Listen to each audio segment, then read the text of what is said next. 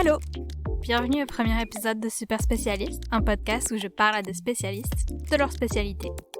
Des sciences dures aux sciences sociales, je pose les questions que vous êtes toujours posées et celles que vous n'avez jamais osé formuler à des spécialistes qui ont à cœur de partager leur passion. Aujourd'hui, on va à la rencontre de Laurent Granier, spécialiste des arts ethnographiques d'Afrique et d'Océanie. Laurent va nous parler des controverses autour des arts ethnographiques et de leur restitution, de pourquoi les gens achètent des statues de gens tout nus, ou encore de dagues faites en fémur humain. Accessoirement, je dois vous dire, Laurent est mon frère. Mais avec 18 ans d'écart entre nous, j'en apprends autant que vous sur lui avec cet épisode. Petit avertissement, on a enregistré ce podcast en appel transatlantique, alors le son est pas aussi génial qu'il pourrait l'être potentiellement, je suis désolée. Allez, c'est parti, parlons d'art ethnographique. Ok, est-ce que tu peux me parler de toi, de qui tu es, de qu'est-ce que tu fais?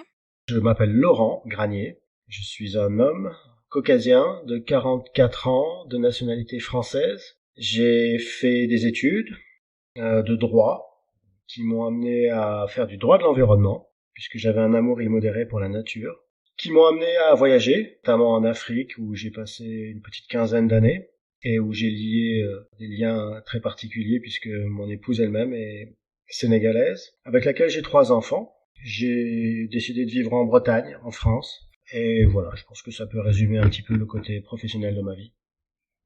Ok, est-ce que tu préfères parler d'art premier aujourd'hui? Est-ce que c'est l'appellation que tu utilises? Est-ce que tu préfères parler de quelque chose de plus spécifique? Oui, alors les arts premiers, l'art tribal, l'art primitif, et avant ça d'autres termes ont tous été incorrects pour qualifier ce qu'est cette chose dont on va parler. Donc je pense qu'il faut déjà écarter le malentendu sémantique, puisqu'il s'agit ni d'art complètement, ni d'art premier ou primitif ou tribal. Tous ces termes sont inadaptés, on n'a jamais réussi à trouver un terme adapté. Moi j'aime parler d'art ethnographique. Ok. Maintenant je peux expliquer un petit peu ce malentendu et le lever parce que ça peut aider les gens à mieux s'y intéresser. Il s'agit pas d'art parce que les cultures matérielles des peuples, qui sont en fait les peuples non européens, qui sont englobés là-dedans, en général, on englobe dans les arts premiers les peuples d'Amérique, d'Amérique du Nord, du Sud, d'Asie, d'Afrique, d'Océanie, donc en fait tous les peuples qui sont non européens.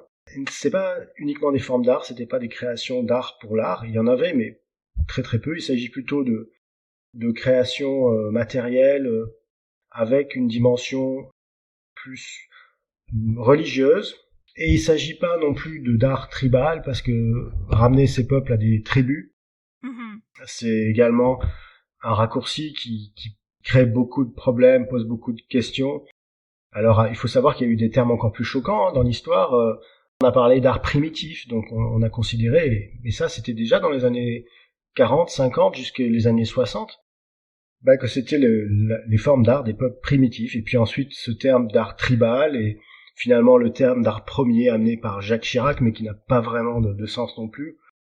Qui sont les premiers, qui sont les derniers, non, enfin je veux dire, les premiers c'était Homo habilis, Homo erectus, ceux qui sont sortis du continent africain, donc tous les peuples, tous les hommes étaient premiers.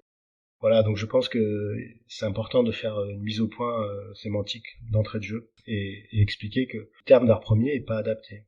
Ok, merci beaucoup parce que pour moi c'est... il y avait un flou là-dessus, puis l'internet n'aide pas du tout à définir qu'est-ce qui est quoi, donc ça m'aide beaucoup. Puis toi, tu travailles plus sur les arts ethnographiques d'Afrique et d'Océanie, plus d'Afrique ou d'Océanie. Qu'est-ce qui t'intéresse? Alors, bon, c'est pas un hasard, comme je l'ai dit en introduction, j'ai pas mal voyagé en Afrique, et donc j'ai eu un parcours et des expériences vécues qui font que j'ai un intérêt plus pour les cultures africaines. Souvent c'est en expérimentant les choses qu'on a envie de les approfondir, donc l'Afrique pour ces raisons-là, à cause des voyages que j'ai faits, à cause des vies que j'ai eues, des expériences, des relations que j'ai tissées, et donc ça a créé une curiosité particulière qui m'a amené à creuser ce continent-là. L'Océanie, c'est encore une autre histoire, c'est la rencontre avec notamment les cultures matérielles de Papouasie-Nouvelle-Guinée qui m'ont fasciné, mais pour d'autres raisons. Et de toute façon, chacun des peuples à travers ces cultures matérielles est comme un monde en lui-même. Et donc je pense qu'il est assez naturel d'être attiré par différents aspects des cultures matérielles d'autres peuples. Et pour ma part, je me suis plus intéressé à l'Afrique et à l'Océanie, mais c'est déjà énorme. Si vous voulez, l'Afrique, c'est 54 pays. Dans chaque pays, c'est peut-être entre 15 et 50 langues différentes.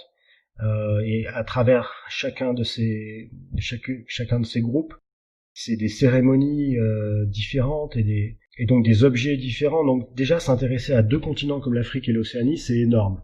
Comme tout dans la vie, je pense que le goût et l'intérêt évoluent avec le temps. Notamment, il y a beaucoup de collectionneurs, de passionnés d'art ethnographique ou de curateurs de musées qui vont démarrer avec quelque chose qui correspond peut-être à leur humeur ou à leur âge, et puis ils vont naviguer et puis se retrouver à explorer des domaines qu'ils n'auraient pas soupçonnés au tout début. On constate notamment dans le monde des arts premiers que on commence souvent par ce qui est un petit peu facile, c'est-à-dire ce qui est un peu impressionnant, striking, les masques, les statues, et puis souvent les collectionneurs ou les amateurs vraiment avertis, ceux qui arrivent à 60, 70 ans, ils sont beaucoup plus dans la Polynésie, la Micronésie, donc des formes beaucoup plus dépouillées, l'art maori. Voilà, donc c'est à chaque époque, à chaque âge correspond finalement un goût un petit peu différent, je dirais. Ok. Puis toi, en ce moment, c'est quoi que tu préfères? Puis pourquoi tu penses que c'est ça que t'aimes à cet âge de ta vie? Qu'est-ce que je préfère en ce moment? En ce moment, je suis dans une phase un petit peu particulière. Je pense que quand on s'intéresse aux arts ethnographiques, il y a différentes approches. Il y a des gens qui vont avoir une approche plus culturelle, et donc ils ne ressentent pas forcément le besoin de se documenter sur justement les aspects ethnographiques, culturels, donc ils vont pas forcément lire la littérature sur la cosmogonie, la religion, les différentes rites. Alors je sais pas vous, mais moi je savais pas ce que c'était la cosmogonie. Une petite recherche m'a appris qu'il s'agit d'un récit mythologique qui raconte la formation du monde, où souvent un ou plusieurs dieux sont responsables de la création d'un chef-d'œuvre. Moi, je suis passé par ça, et donc je progresse assez lentement. Mais là, j'arrive dans une phase où je suis en train de connecter les points, en fait.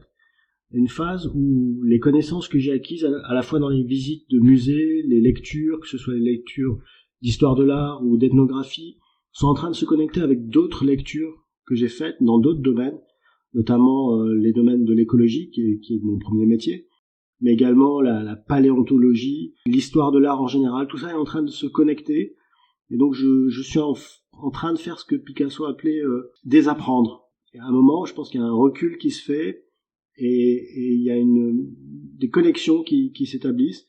Donc voilà, moi je suis un peu dans cette phase en ce moment de recul.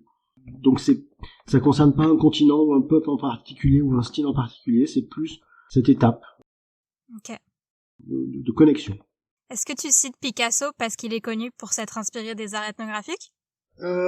C'est pas un grand exemple pour moi, Picasso. Effectivement, il est mis à toutes les sauces par rapport à l'art africain notamment, parce que notamment le marché de l'art aime beaucoup utiliser Picasso. On dit que Picasso et Derain et tous ces artistes du début du XXe siècle, c'est la béquille des arts ethnographiques. C'est pas moi qui l'ai inventé ce terme, c'est Jacques Kershach. À ne pas confondre ici avec Jacques Chirac, Jacques Kershach était en fait un ami de Jacques Chirac, qui collectionnait et vendait les arts ethnographiques.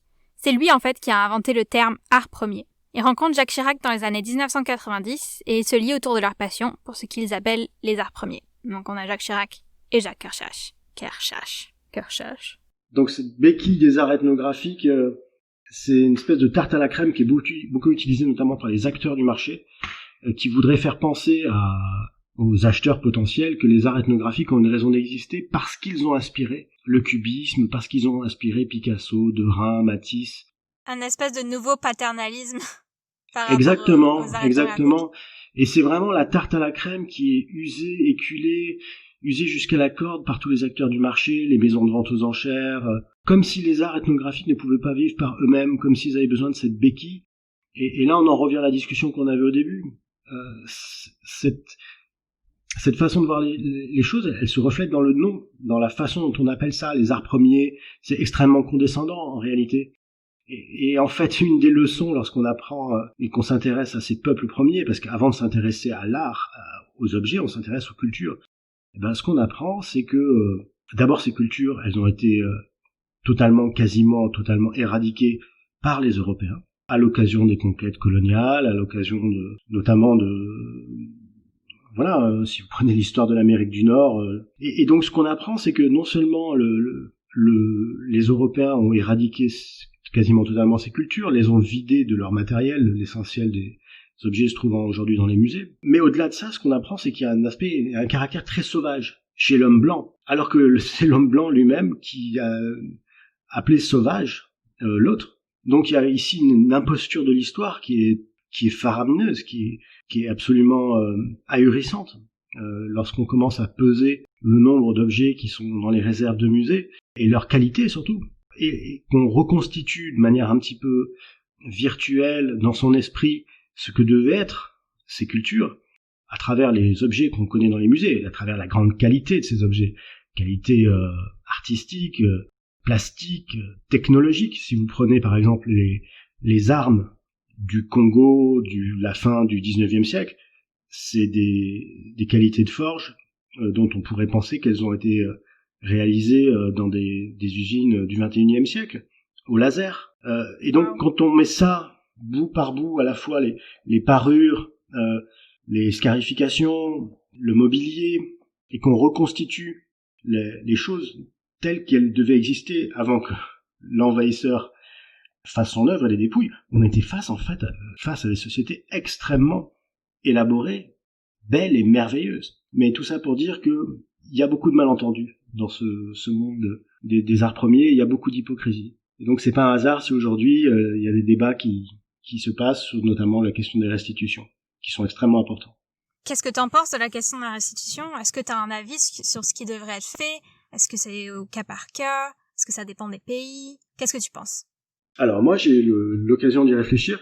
J'ai la chance d'avoir travaillé, je suis marchand d'art, spécialiste en art premier depuis peu, mais toujours est-il que j'ai eu un parcours assez proche des musées, donc notamment proche du musée du Quai Branly, mais également du Met Museum, du Museum of Natural History à New York, où j'ai mené des recherches. Donc j'ai l'habitude de côtoyer les curateurs et donc je peux prendre quelque part un peu le point de vue des musées. Alors ils n'ont pas tous le même point de vue aujourd'hui. Clairement certains sont pro-restitution et vous diront qu'ils sont prêts à tout rendre et qu'il n'y a aucun problème. Et d'autres jouent la résistance et de manière assez politique en disant, notamment certains musées anglais, en disant on va pas non plus revenir sur l'histoire de l'impérialisme. Et puis aujourd'hui, donc ils vont vous avancer différents arguments disant que les objets sont mieux protégés là où ils sont. Et ça va jusqu'à l'argument de type français, très légaliste. De toute façon, les objets qui rentrent dans les collections publiques françaises, par exemple, ne peuvent pas en ressortir ou de manière très exceptionnelle, comme ça a été le cas récemment. Ma position est la suivante. D'un point de vue moral et éthique, toute chose qui a été volée, toute chose qui a été prise par abus, et l'abus, c'est pas uniquement un abus de confiance, ça peut être aussi une position dominante de colonisateur, mais ça peut être aussi une distorsion économique. À savoir lorsque vous allez sortir l'équivalent de $2, mais que pour l'autre partie, $2, donc un apport numéraire, correspond à l'opportunité d'acheter une moto ou un vélo. Donc cette distorsion peut s'apparenter tout à fait à un abus et à un vol finalement. Et bien dans ces cas-là, je pense que au cas par cas, les musées doivent pouvoir revisiter la façon dont les objets sont rentrés dans les collections et procéder à des restitutions. Alors, évidemment, au cas par cas, ça va prendre énormément de temps, mais certains musées sont déjà en train de faire des recherches de provenance très sérieuses, ont mis en place des équipes de recherche de provenance, et ont commencé à procéder à des restitutions. Donc, encore une fois, je suis clairement pro-restitution lorsqu'il y a eu vol, abus, etc. Et je pense que les conditions de restitution sont réunies dans certains pays, qui aujourd'hui ont les moyens de faire des musées de qualité, voilà, avec des conditions de conservation qui sont correctes. Maintenant se pose une autre question dont on parle assez peu, et je souhaiterais qu'on l'aborde un peu plus, c'est la question de la réception. À savoir, les objets sont sortis, disons, du Congo. Allez, prenons la République démocratique du Congo. entre le milieu du 19e siècle et les années 60, disons. Aujourd'hui, s'ils doivent y revenir, ils reviennent dans un Congo qui est complètement différent. À savoir, le Congo indépendant s'est construit sur la base d'une unité nationale. Et donc, le nouveau Congo indépendant et les institutions qui s'y succèdent n'ont qu'un objectif, c'est de créer une unité entre des tribus.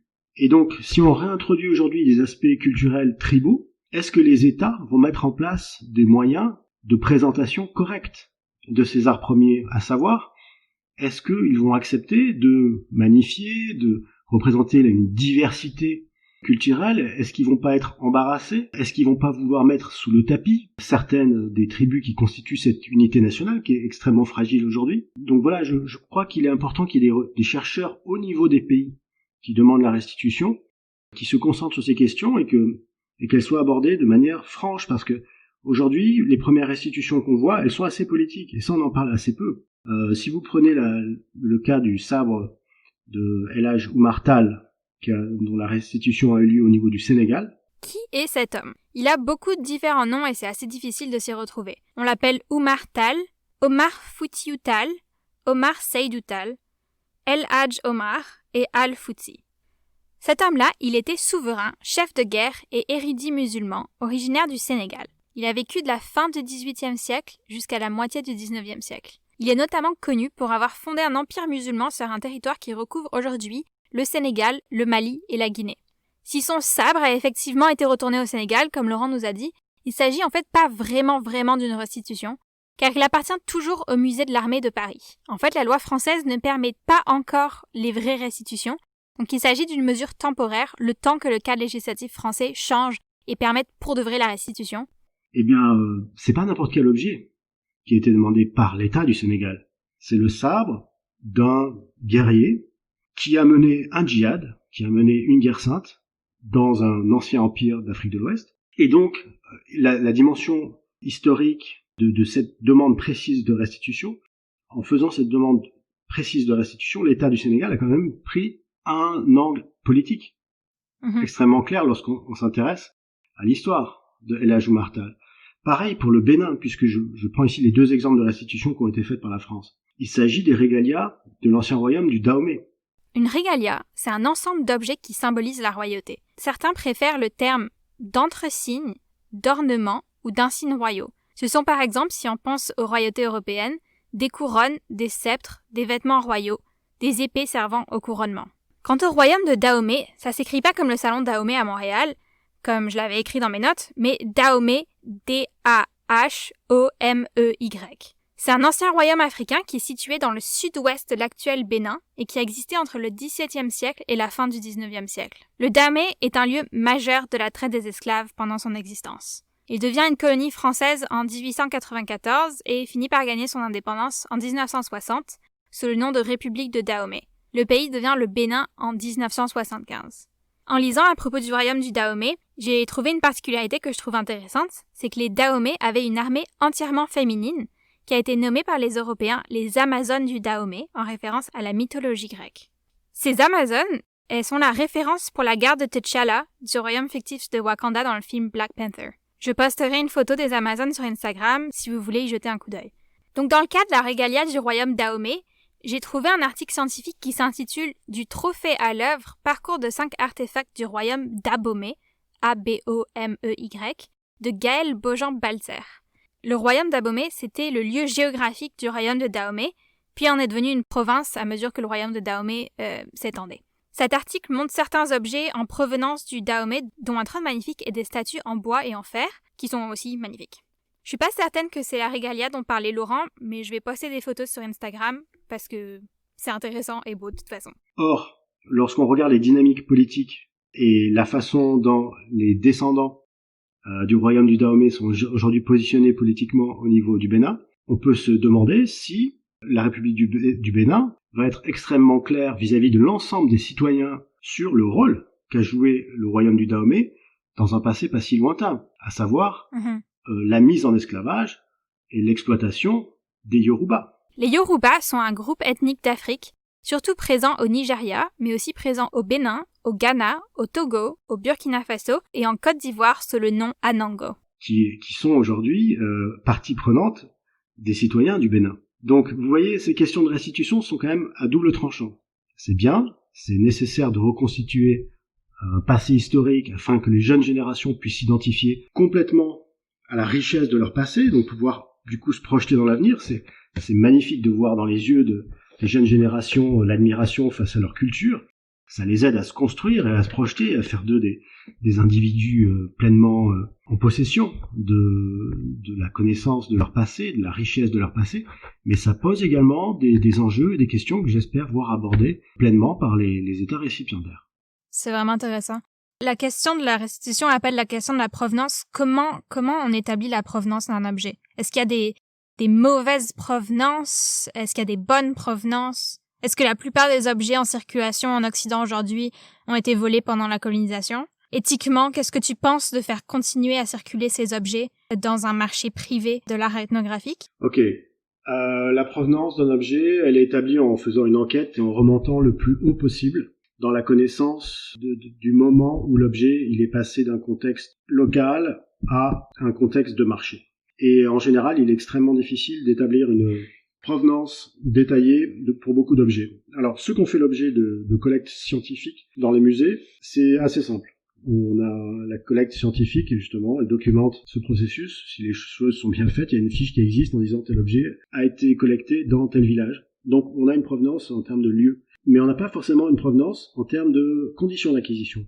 C'est à savoir le détail, cet objet a été acheté, donné, échangé, et également, on ne peut pas vraiment avoir tous ces détails, et surtout sur la véracité, sur le bien fondé. Donc ça, même dans le meilleur des cas d'une collecte scientifique, c'est-à-dire où le processus a été documenté, on aura du mal à établir toute la vérité d'une provenance. Maintenant, 80% des objets en circulation, que ce soit les objets dans les musées, dans les collections de musées, ou sur le marché privé, la provenance réellement à la base, elle n'est pas documentée. On la connaîtra jamais.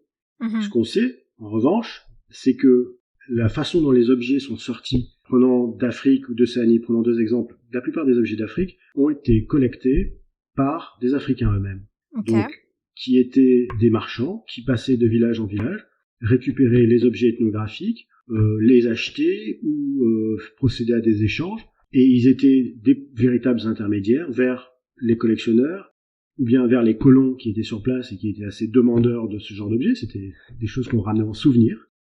Voilà, c'était les souvenirs des colons des années 1920, 1930, 1940 et au-delà. Ou bien ils passaient d'un marchand africain à un marchand européen ou américain. Donc l'objet souvent a suivi un parcours qui fait que on peut très rarement remonter jusqu'à l'origine, la vraie provenance, la façon dont c'est établi, dont l'objet est sorti de son contexte. Donc la plupart de ces histoires d'objets sont oubliées. Donc à part les grandes expéditions de type expédition scientifique, où là tout est bien fiché, et encore c'est pas forcément le cas, hein, si vous prenez les archives des expéditions comme celle de Savorgnan de Brazza au Congo-Brazzaville.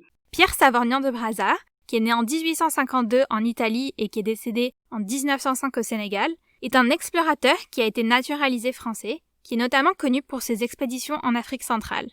C'est lui qui a donné son nom à la ville de Brazzaville au Congo-Brazzaville, qui officiellement est appelée la République du Congo. Bon, les détails sur quel village, contre quoi a été acquis l'objet en question, bon, c'est assez vague, hein, et puis ils étaient plusieurs, bon...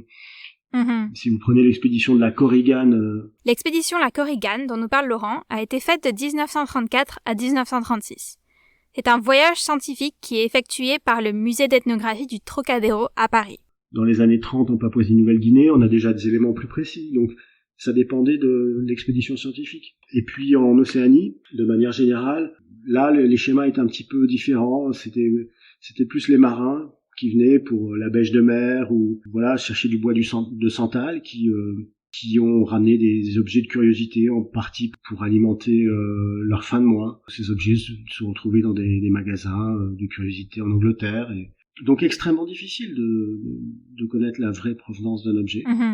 Et maintenant, la deuxième partie de la question, c'était de savoir finalement, est-ce que c'est gênant qu'il y en ait autant qui circulent dans le marché privé ? Moi, j'ai une position qui est très claire. Je connais assez bien la proportion entre ce qui est dans les collections publiques, les musées, et ce qui est dans les musées, dans les collections privées, pardon. Et ce qui existe dans les collections publiques, c'est gigantesque. À savoir, ce sont quand même les musées qui, les premiers, à travers l'organisation de leurs propres États, donc si vous prenez l'Empire prusse en Allemagne, si vous prenez l'État français dès le milieu du XVIIIe siècle, et même avant avec les collections royales, donc ce sont quand même les musées à travers leurs États, donc de façon institutionnalisée, qui ont organisé la collecte pour différentes raisons, qui évoluent avec le temps. Donc les premières raisons, ce sont des curiosités, c'est pour ramener au roi une girafe, un fétiche. Un fétiche, c'est un objet qui fait l'objet d'un culte chez beaucoup de peuples africains et océaniens. C'est pas un nom qui leur a été donné par ces peuples, mais plutôt un terme qui a été introduit par des ethnologues pour décrire un objet inanimé à qui l'on donne des vertus divines. Personnellement, ça me fait penser au fétiche de la sorcière Karaba dans le film Kirikou, qui était un de mes films préférés quand j'étais petite, et qui est peut-être un de mes films préférés quand je suis plus petite.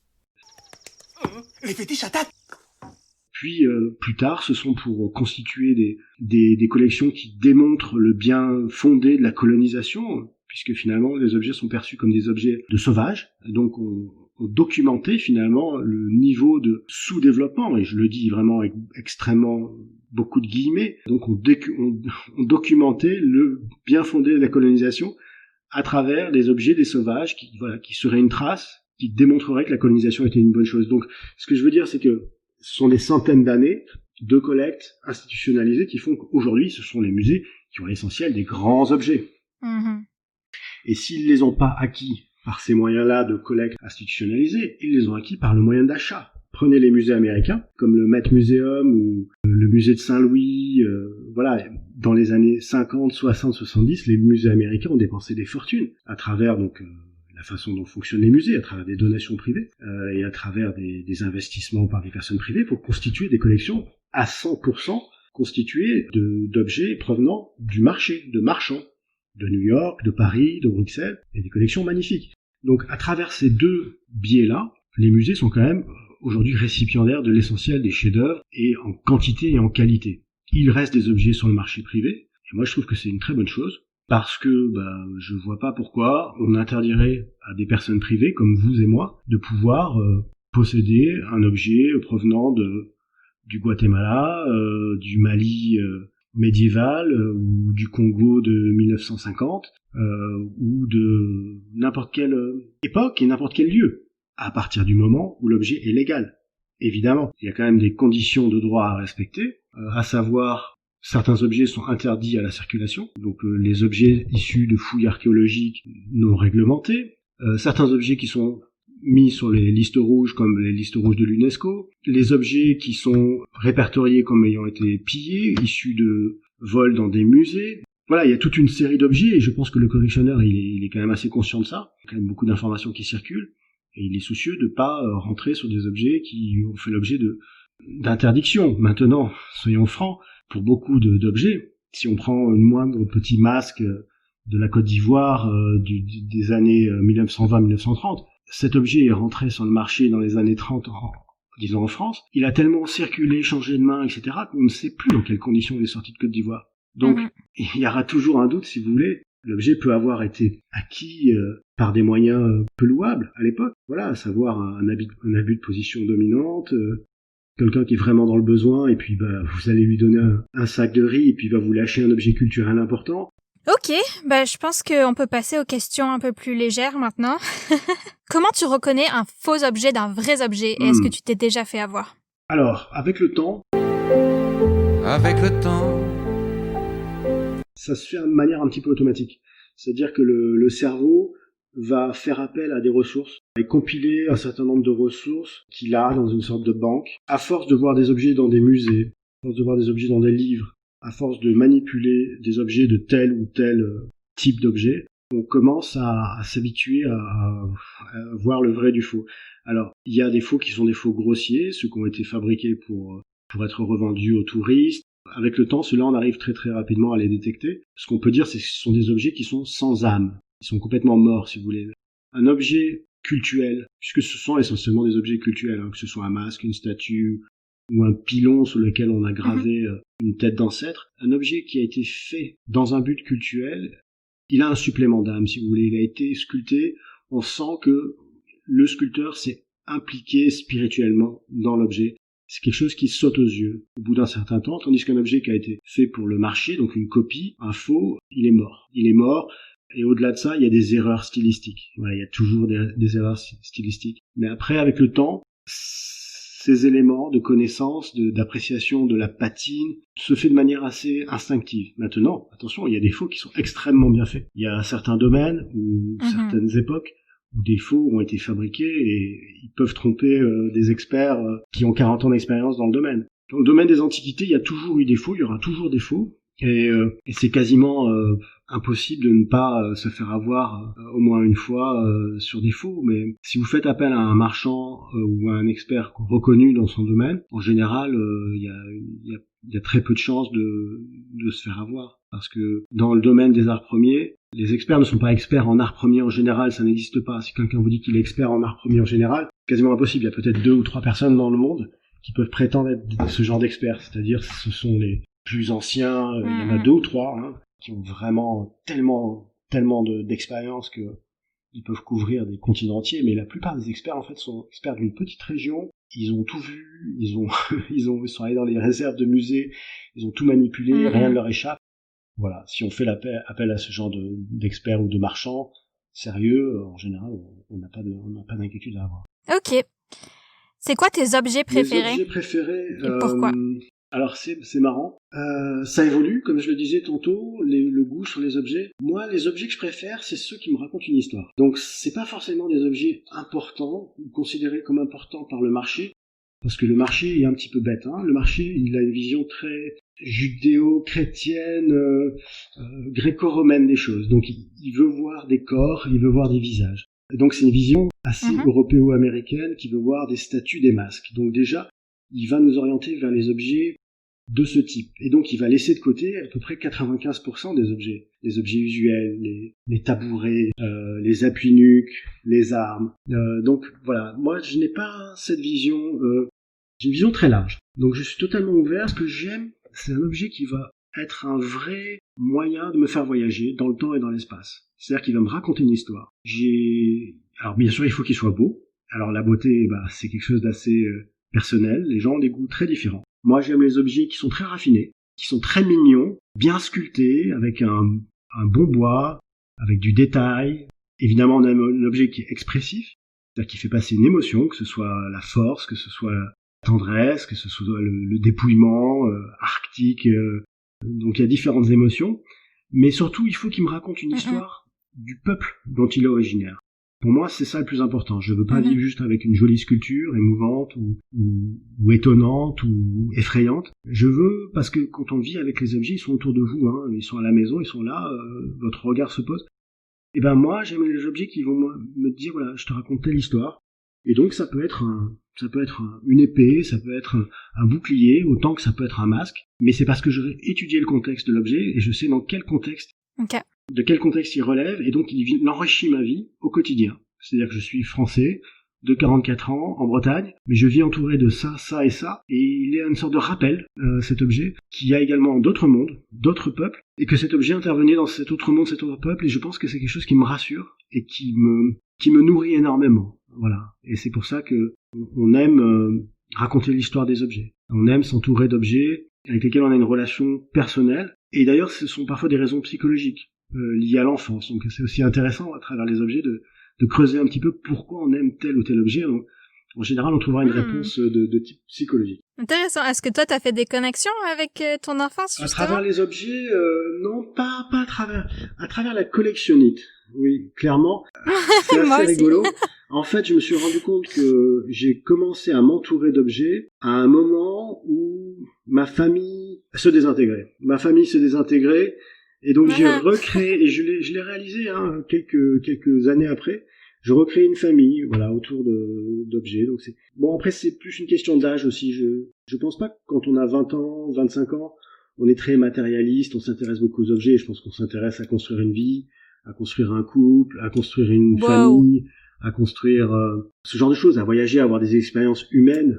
Je pense que le fait de vivre entouré d'art, c'est quelque chose qui vient peut-être plus tard, lorsqu'on a un peu expérimenté les choses, que voilà, on a commencé à avoir des enfants, qu'on a commencé à avoir des boulots, qu'on a qu'on a vu un petit peu la dure réalité de la vie et le fait que finalement life is a bitch et que qu'on a envie de se recréer une poésie. Je crois que c'est dans ces années-là, la trentaine, 35, 40 ans, qu'on veut recréer de la poésie. Et donc l'habitude de collectionner les arts premiers ou s'intéresser ou lire à propos des arts premiers, je pense que c'est la même que celui qui va s'intéresser à la paléontologie ou au jardinage ou finalement qui va apporter un peu de poésie dans sa vie en apportant des nouvelles dimensions, que ce soit effectivement l'amour des oiseaux ou un intérêt pour les paysages ou faire un petit peu de peinture.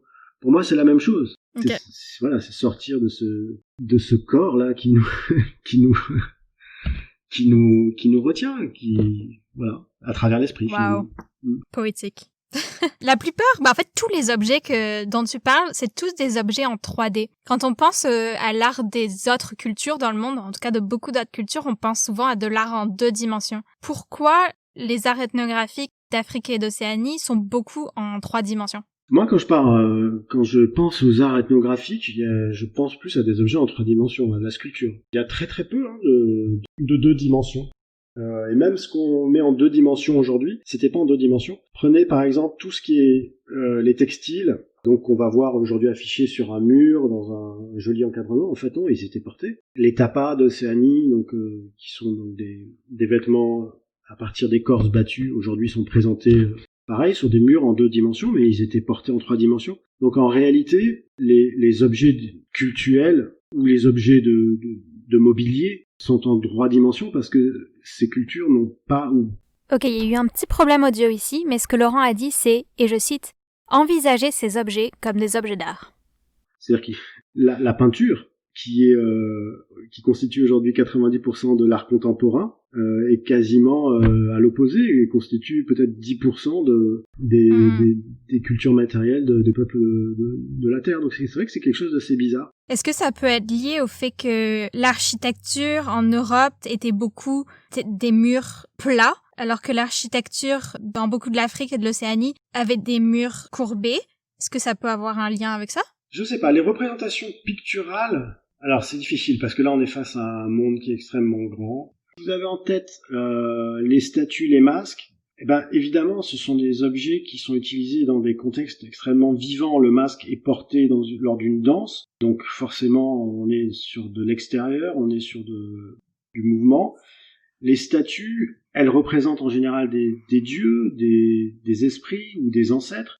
Et donc, pour les représenter au mieux, on part vers une ressemblance ou bien vers une personnification. Et je pense que la 3 dimensions et la sculpture, ou l'agrégation d'éléments, de coquillages, de pierres ou autres, était le meilleur moyen de se rapprocher de cette idée qu'on voulait exprimer. Et puis souvent, ces objets étaient conservés dans des lieux spécifiques où ils étaient protégés ou cachés de la vue. La plupart des objets étaient cachés de la vue de certaines personnes dans la communauté. Si c'était pas des femmes, c'était des enfants ou bien des non-initiés. Donc, ils résidaient eux-mêmes dans des lieux 3-dimensionnels. Voilà, donc je pense que effectivement, contrairement à la culture judéo-chrétienne, qui sont des civilisations du livre, donc où on est sur de la page, sur de l'écrit, où on est sur de la peinture murale, finalement les rares représentations 3 dimensions, si on prend le catholicisme, c'est les statues du Christ, de Marie. Elles sont finalement minoritaires par rapport aux 2 dimensions, à la peinture, au livre, tout simplement. Ok, tu m'as dit un peu plus tôt que les Occidentaux voulaient voir des corps dans les arts ethnographiques. Et c'est vrai que moi, dans ma tête, quand je me représente, mettons un art en 3D qui représente un humain, il est tout nu. Est-ce que les Européens veulent voir des gens tout nus ou alors est-ce qu'il y a beaucoup d'art qui représentent des gens tout nus? Non, je crois que les Européens veulent se voir eux-mêmes, en fait. Et donc, inconsciemment, ils recherchent des objets qui expriment des émotions qui sont des émotions qui leur sont familières. Donc, tel masque va être effrayant, telle statue va être gracieuse. Très très peu d'amateurs d'art premier vont faire l'effort de voir ces objets à travers la forme que voulait leur donner, la signification que voulaient leur donner les peuples qui les ont produits. C'est une vision très eurocentriste des choses, et qui est encore plus exacerbée, me semble-t-il, à l'heure actuelle, alors à travers notamment l'individualisme qui caractérise une civilisation moderne, et également le culte de la personnalité. Le culte de la personnalité, en partant du compte Instagram avec son profil bien taillé sur mesure, donc une espèce de contrôle de son image totale, en allant jusqu'au selfie, donc il y a une espèce d'obsession pour le corps, l'apparence, qu'on retrouve exacerbée dans la façon dont les Euro-Américains consomment les arts premiers. C'est absolument dommage et ridicule. Parce que on passe à côté de non seulement le reste des cultures matérielles, leur compréhension, mais également à côté de tout ce qui constitue la richesse des cultures de ces peuples, qui sont pas uniquement des cultures matérielles. Il y a des contes, il y a des histoires, il y a des chants, il y a des paysages, il y a tellement d'autres dimensions qui sont aujourd'hui réduites à des statues et des masques qu'on va montrer dans les musées. Ok, intéressant. Qu'est-ce que tu préfères à propos de ton travail et qu'est-ce que tu aimes le moins? Alors mon travail de marchand, ce que je préfère, c'est la découverte des objets. La découverte, c'est non seulement une découverte matérielle, c'est-à-dire c'est la chasse, it's the hunt, comme disent les Américains, c'est-à-dire et les Canadiens. Et les Canadiens, donc on part à l'aventure, on est là, on peut aller sur les vides-greniers, on peut aller dans les petites ventes aux enchères. Ce qu'on cherche à dénicher, c'est un petit trésor. Donc l'aspect chasse au trésor, il est important chez moi. C'est-à-dire aller trouver la pépite, un objet merveilleux, expressif, ancien, rare. Et puis c'est la chasse à l'information, c'est-à-dire redonner une identité à un objet. C'est-à-dire que vous allez non seulement trouver quelque chose là, au milieu de nulle part, mais en plus vous allez le rechercher et retrouver ses congénères, et vous allez retrouver des informations dans la littérature, dans les vieilles publications d'explorateurs, dans les réserves de musées, des objets comparables avec des historiques, qui vont permettre de le replacer dans le temps, dans l'espace, et de lui redonner sa signification. Donc moi, ce que j'aime là-dedans, c'est pas de vendre une sculpture uniquement, mais c'est de vendre un petit bout de culture bien documentée, une espèce de capsule, time capsule, qui va permettre à l'acquéreur de cet objet de s'approprier une petite partie du monde et du temps. Voilà. Et ce que j'aime peut-être le moins, je dirais c'est quand même l'aspect marchand, c'est-à-dire la vente. Je suis pas, je suis plus un expert, je suis plus un chercheur qu'un vendeur. Après, c'est des choses qui s'apprennent. Savoir mettre un prix sur quelque chose et se tenir à son prix, tout l'aspect pécunier de la chose, c'est peut-être pas ce que je préfère. À la limite, si quelqu'un d'autre pouvait s'en occuper à ma place, ça m'arrangerait bien. Mais bon, ça fait partie on peut pas tout avoir, si vous voulez. Et d'ailleurs, c'est la raison pour laquelle je suis devenu marchand. J'aurais pu devenir curator, travailler dans un musée. Un curator, il gère sa petite collection, c'est bien, il fait de l'éducation, mais c'est un peu limité, tandis qu'un marchand, lui, il peut vraiment aller s'intéresser à tous les objets qu'il veut, puis il manipule plus d'objets, donc je suis allé vers ça, sachant que l'avantage c'était que je manipulerais plus d'objets et que je ferais plus de rencontres et que j'aurais une plus grande liberté par rapport à l'infinité de ce domaine, tout en sachant que l'inconvénient ça serait finalement pour gagner sa croûte il faut quand même les vendre ces objets, donc tout l'aspect pécunier. C'est quoi l'objet le plus vieux que tu as jamais manipulé et est-ce que c'est important pour toi, l'âge d'un objet?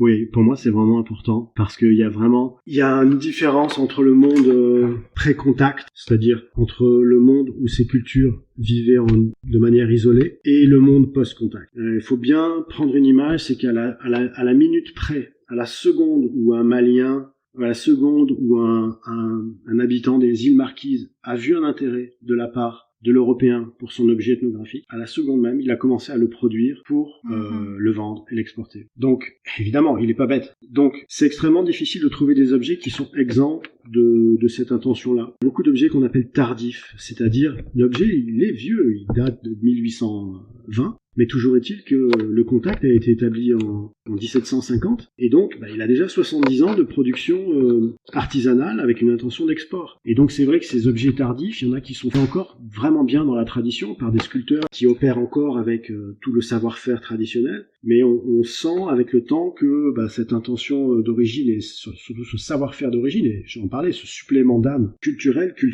disparaît avec le temps. Donc c'est vrai que ce sont sur les objets extrêmement anciens qu'on va trouver ce supplément d'âme le plus fort. Et pour répondre à ta question, peut-être les choses les plus anciennes que j'ai pu posséder, alors il faut savoir que les objets d'Afrique et d'Océanie ne sont jamais vraiment très anciens, parce qu'ils survivent pas avec le temps. Donc Ils sont en bois ? Ouais, la plupart des objets sont en bois. Donc déjà, les conditions sur place, que ce soit si vous prenez l'Océanie, beaucoup de pays sont tropicaux, il suffit de laisser un objet dans une maison pendant 10 ans et avec l'humidité, il va voilà, si vous le laissez dehors pendant 5 ans, l'érosion, etc. Donc c'est des objets qui peuvent très très vite disparaître. Donc en fait, on est face à des objets qui sont, maximum 17e, 18e, mais l'essentiel des objets qu'on a entre les mains, ceux qui nous restent, des objets qui sont 18, 19e, et énormément début 20e. Donc voilà, ça dépend des cultures, mais c'est vrai que les plus vieux objets que j'ai eu entre les mains, ils disaient quelque chose des cultures que ne disent pas les objets plus récents. Puis quand tu travaillais à New York, dans quel musée déjà que tu avais fait ton passage à New York? J'étais au Metropolitan Museum of Art, département des arts africains, océaniens, américains. Je faisais une étude sur les dagues en os de la vallée du Sepik. Le fleuve Sepik, c'est le plus long cours d'eau de la Nouvelle-Guinée, dont la majorité coule en Papouasie-Nouvelle-Guinée. Le premier contact des Européens avec le fleuve et avec ses habitants a eu lieu en 1885 par les Allemands, qui évidemment ont transformé cet endroit en une colonie allemande. Puis, l'os a survécu pendant longtemps. Est-ce que là, il y avait des objets plus vieux? C'est intéressant comme question parce que, justement, l'os nous donnait le moyen de faire une datation au carbone 14. Oh, wow. Et donc, on pouvait... mon sujet d'étude, c'était les dagues en os, donc ces poignards en os de la vallée du Sepik. Certains étaient en os de casoar, donc c'est un gros oiseau. Et d'autres étaient en fémur humain, et d'ailleurs c'est très intéressant. C'est fémur d'un ancêtre, donc d'un parent ou d'un oncle, une fois qu'il était décédé, évidemment, le faisait retaillir en dague. Mais ça a l'air creepy comme ça, mais en fait, on peut pas avoir un meilleur représentant d'ancêtre. Parce qu'on va se balader avec une gourmette qui appartenait à notre grand-mère ou à une bague qui appartenait à une arrière-grand-mère. Eux se baladent avec une dague en fémur humain qui appartenait à leur oncle. Et donc, l'ancêtre, il est carrément avec eux. Voilà, à travers un... Mais d'ailleurs, petite parenthèse, toutes les statues d'ancêtres gardiens de reliquaires d'Afrique centrale, vous savez, les statuettes Fang, les reliquaires Kota, étaient au-dessus des paniers qui contenaient les reliques des ancêtres, donc un morceau de mâchoire, donc des os.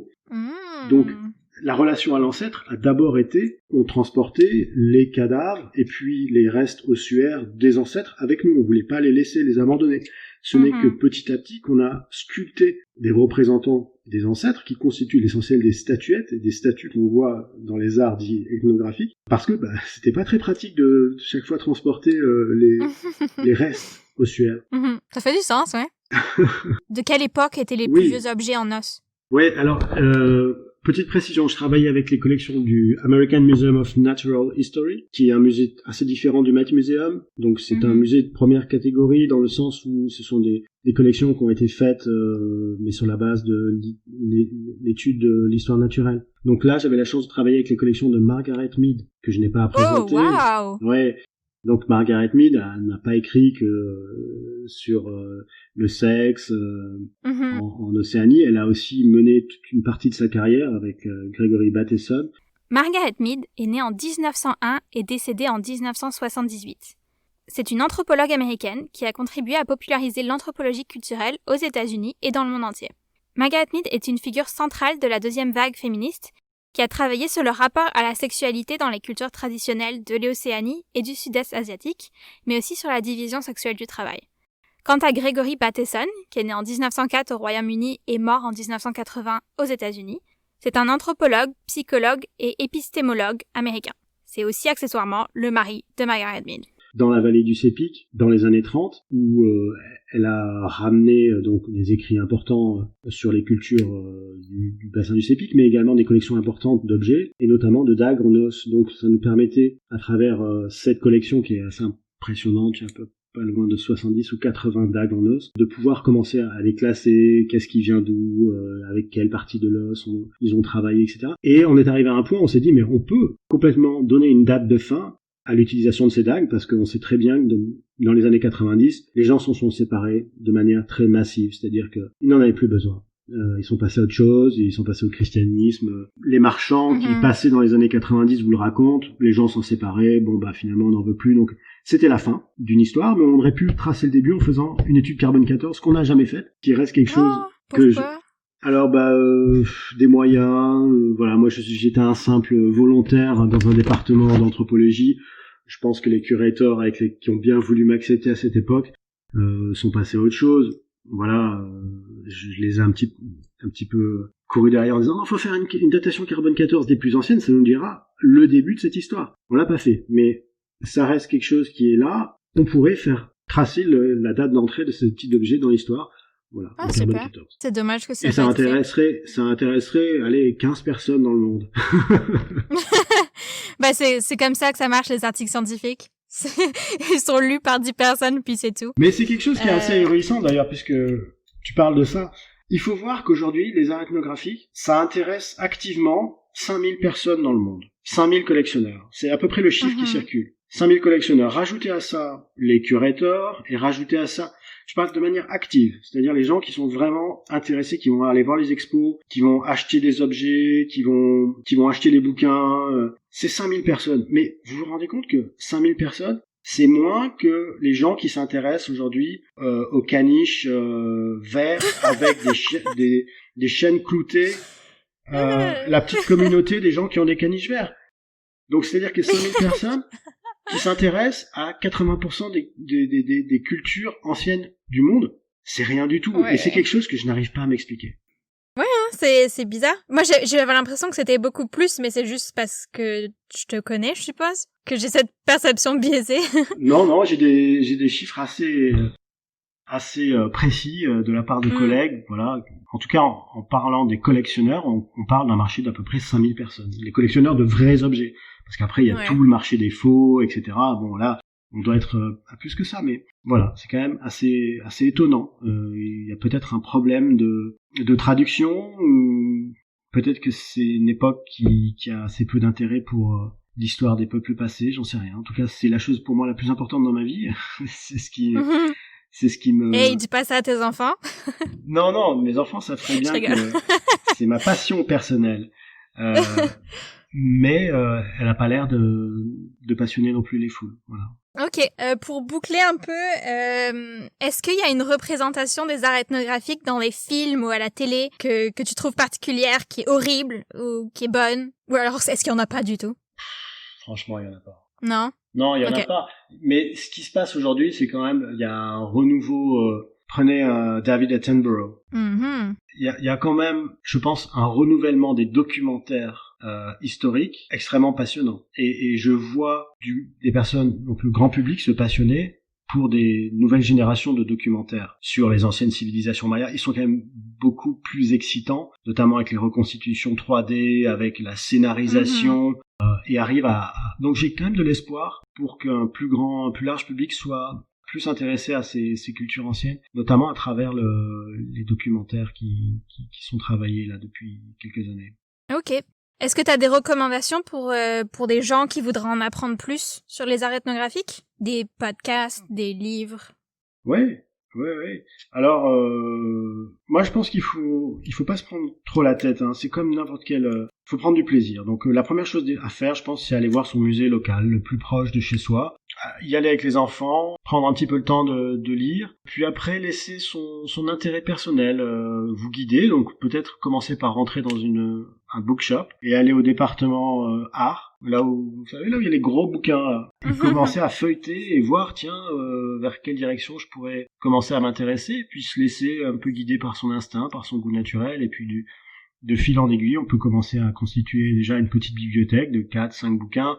D'ailleurs, on peut en trouver d'occasion sur Internet, dans les petites ventes aux enchères. Vous pouvez vous acheter un carton de 25 bouquins, des grands classiques de l'art africain, de l'art océanien. Les gens se débarrassent de leurs livres en ce moment, parce que beaucoup de données sont numérisées. Moi, j'adore les bouquins personnellement, donc c'est vrai que pour 50-60$, on peut très bien récupérer un carton d'une vingtaine de bouquins et commencer à faire une petite bibliothèque à la maison, et c'est sympa parce que les enfants, ils aiment bien, c'est un moyen de partager des moments avec les enfants. Donc les bouquins, c'est bien. Après, en données en ligne, il faut aller voir le musée, le Met Museum. Ils ont des fiches explicatives sur les objets qui sont extrêmement bien faites, avec des timelines qui permettent de replacer dans les contextes, des fiches qui sont écrites par des curateurs vraiment pédagogues, donc qui vous permettent très rapidement de pouvoir, comme ça, commencer à apprécier et à approfondir vos connaissances. Et puis après, vous pouvez rentrer dans des choses un peu plus spécialisées si ça vous intéresse de creuser. Mais je crois que l'essentiel, c'est de se faire plaisir et de se donner cette occasion de s'arrêter 10 minutes comme ça devant, une parure de la côte nord-ouest américaine, et puis simplement d'admirer ces choses qui étaient faites et de se laisser un petit peu bercer par cette poésie, et puis ressortir du musée ou ressortir du bouquin en se disant tiens, je me sens humain, c'est vrai que là j'ai un tas d'emails à répondre et tout, mais il n'y a pas que ça dans la vie. Mm-hmm. Et ça peut redonner de l'espoir et une certaine philosophie de la vie à beaucoup de gens, je pense. Je pense que c'est quelque chose qui peut nous aider à traverser une époque qui est assez binaire. Puis, les gens te trouvent où sur Instagram, Twitter? C'est quoi tes noms de compte? Alors moi, j'ai commencé sur Twitter parce que j'avais un compte qui était dédié à présenter des objets et des réserves du Quai Branly. Donc j'ai un compte qui s'appelle Perles du Quai, donc Perles au pluriel du Quai comme le Quai Branly, où j'ai tweeté 5 ou 6 000 objets des réserves du Quai Branly. C'était un truc de nerd, mais j'ai vachement appris en faisant ça et j'ai bien partagé des objets un peu inconnus du musée du Quai Branly. Et aujourd'hui, j'ai le compte de ma galerie sur Instagram, parce qu'Instagram, c'est le réseau social du monde de l'art. Donc ma galerie s'appelle Granier Ancient en anglais, Granier Ancient en français. Allez jeter un coup d'œil, je montre des objets que je vends, mais pas que, j'essaie de développer un petit peu des textes intéressants pour essayer d'intéresser une génération notamment de jeunes collectionneurs qui est aujourd'hui très ouverte. Les gens s'intéressent au design. Moi, j'ai une approche très nord-américaine des choses, finalement. J'aime bien garder l'enthousiasme et la simplicité, mais tout en restant précis dans les connaissances que je vais donner. Donc c'est pour ça que j'ai bien aimé ton approche. La vulgarisation, c'est quelque chose qui est extrêmement important. Parce qu'aujourd'hui, je constate que mes clients, ce sont en général des gens qui ont entre 35 et 55 ans. Ils sont très très ouverts, mais ils veulent être éduqués, c'est-à-dire ils s'intéressent au design, mais pas n'importe lequel. Ils veulent des clés, ils vont s'intéresser aussi à la peinture, ils peuvent s'intéresser aux automobiles anciennes. Donc voilà, je pense qu'aujourd'hui le rôle du marchand, c'est pas uniquement de statuer les masques en disant regardez c'est impressionnant, mais c'est réellement d'éduquer et d'amener les gens à pouvoir mieux s'approprier, parce qu'ils n'ont pas le temps de faire ce que vous faites, puisque c'est pas leur métier tout simplement. Ok, parfait, merci Laurent. Y a pas de quoi. Waouh! Je sais pas vous, mais moi je me sens un peu plus cultivée après avoir parlé à Laurent. Si vous avez aimé cet épisode, vous pouvez vous abonner, laisser un commentaire et une note sur Apple Podcast, ce qui aide vraiment avec la visibilité du podcast, et nous suivre sur les réseaux sociaux, sur Instagram et Facebook à Super Spécialiste et Twitter à SuperSpecPod1. Je posterai des photos en lien avec l'épisode sur le compte Instagram. Quant à moi, vous pouvez me suivre sur Spécialiste, où le second I est remplacé par un Y sur Twitter, et à Montréalis sur Instagram. Lys comme la fleur de lys. Ok, bye bye!